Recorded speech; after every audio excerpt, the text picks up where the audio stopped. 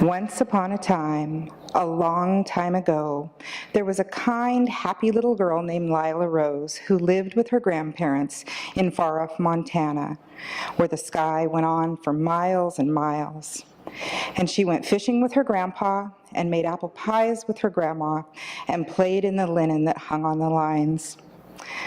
But when Lila Rose was just 4 years old, she had to leave her wonderful grandparents, and she moved from house to house to house. And sometimes the people who took care of her were very nice. And sometimes they were not very nice at all. Finally, Lila Rose came to live in Roseburg, where the roses bloomed all year round. And there she met a boy, and she thought that she loved him, and he thought that he loved her. One day, Lila Rose found out she was going to have a baby. She was so happy. Lila Rose had so much love in her heart, and she knew that she would love her baby forever and ever. But when she told the boy, he was frightened. He did not know how to be a father. He did not know how to be a man yet. So he told Lila Rose that she must go away. Now, Lila Rose knew that the most important thing for her baby was to have a wonderful, happy childhood. But Lila had no one to help her make a home for her baby, and she did not know how to do it all alone. So Lila Rose went to Portland, to the home of the White Shield, and the people there took care of her. After many months, she had her baby, and the next day, the people at the home of the White Shield laid a perfect pink little girl in her arms and told Lila Rose to say goodbye.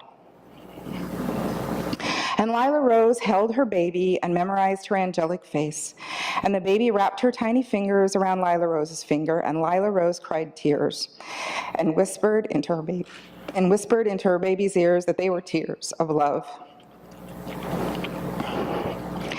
She told her baby that her mommy was Lila Rose, and that she would always live in her heart, and that someday they would find one another again. And then the people from the home of the White Shield came and took Lila Rose's baby away, and Lila Rose never saw her baby again.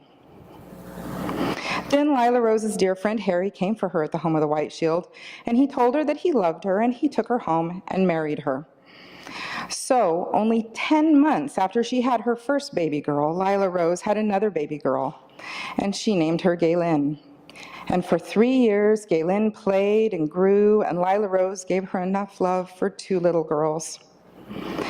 Then Lila Rose had another baby, this time a little boy, and she named him Alan, and Gaylin and Alan grew up together, and Lila Rose loved them enough for 3 children. But Lila Rose kept her first baby in her heart, and on Christmas and Mother's Day, and especially on her baby's birthday, she would look out into the world and send her love to her first baby, and she would pray for her first baby, and she would wonder who her first baby had become. When Lila Rose's first baby left the home of the White Shield, she went to the house of Alberta Kerr. And the people there searched and searched until they found a family that could give Lila Rose's baby a wonderful, happy childhood and love her forever and ever. Clella May and Robert came to the house of Alberta Kerr, and the people there laid a perfect pink little girl in their arms and told Clella May and Robert to say hello. And Clella May and Robert held their baby and memorized her angelic face, and the baby wrapped her tiny fingers around Clella May's finger, and Clella May cried tears and whispered into her baby's ears that they were tears of love. She told her baby that her mommy was Clella May, and that she would always love her, and that she would always live in her heart. And Clella May named her baby Renee. And Renee played and grew, and Clella May and Robert gave her enough love for 100 little girls. And Renee loved her mommy and daddy, but she always kept her first mother in her heart. And on Christmas and Mother's Day, and especially on her birthday, she would look out into the world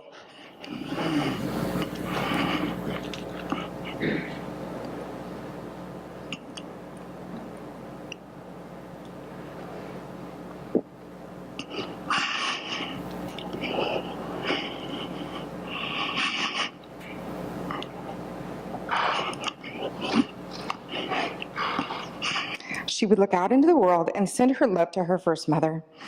And she would pray for her first mother, and she would wonder who her first mother had become.